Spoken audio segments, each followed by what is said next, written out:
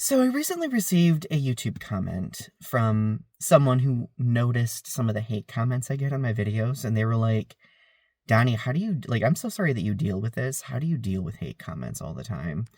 And the truth is, they don't really faze me anymore like they used to. In fact, I don't really get as many hate comments as I used to on YouTube. And I think it's just because I've carefully cultivated my following. I have, to my understanding, have created a reasonably good community of people who support one another.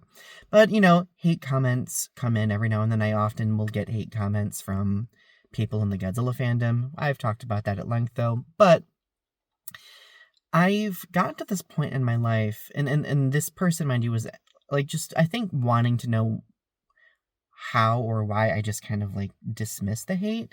And I'm going to push back by saying I don't dismiss it. I do see the comments. What differs now is whether I choose to respond to them or not.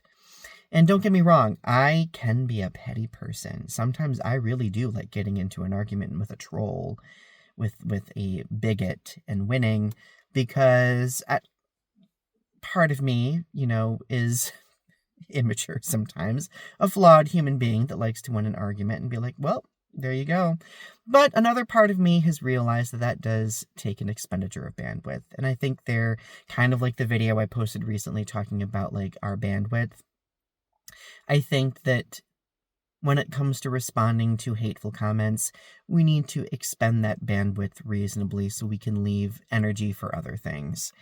And I'm going to be honest, a lot of troll comments or hate comments, they are simply from people who want attention or clout. And sometimes responding to them can be gratifying for them, and kind of gratifying for their clout, which is why I don't often respond to them always. Now, there are situations where if I see somebody kind of like taking a step too far, I will say something. But there was a time where I would respond to every hate comment. I will say, though, I do keep every hate comment, especially really homophobic comments from people in the Godzilla fandom, because, of course, there is this pressure for me to provide receipts, and if I don't provide receipts, I receive criticism for people who have the privilege of not seeing the hate regularly, but I digress. It's a whole nother conversation for a whole nother day.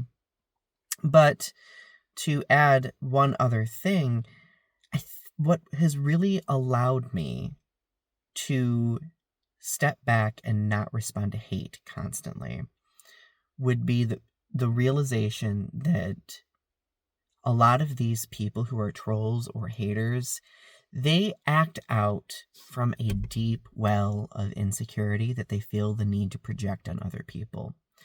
And maybe my existence triggers that. Maybe something I say, or maybe just the sound of my voice, the fact that I'm in the LGBTQ+ community, maybe that triggers some sort of latent insecurity within them where they feel the need to try to bring me down to their, their deep well of misery.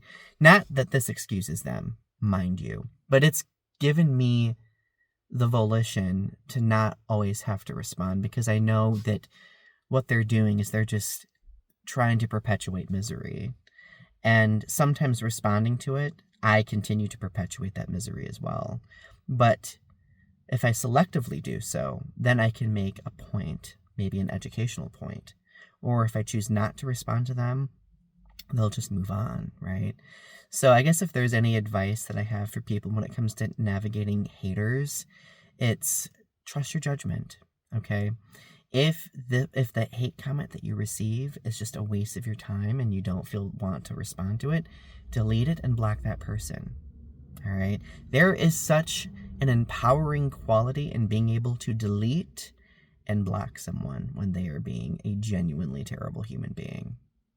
And I think that we should kind of normalize that more often. But anyway, share your thoughts in the comments below. Let me know how you're doing, what you're thinking. Subscribe to my channel if you haven't yet. And I will talk to you all soon.